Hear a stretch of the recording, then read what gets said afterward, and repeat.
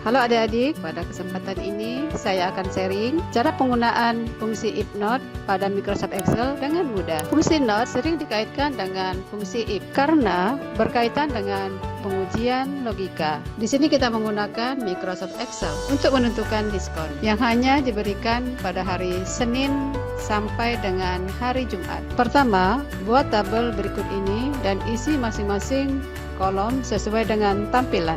Kemudian, buat rumus pada kolom pengisian total bayar. Nah, di sini kita ketik rumus. Jika yang bukan hari Senin atau hari Minggu, maka mendapat diskon 55% dikali dengan jumlah dan harga.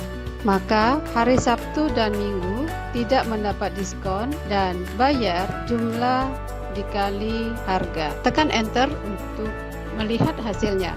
Selamat mencoba, semoga bermanfaat. Sampai jumpa di tutorial saya selanjutnya.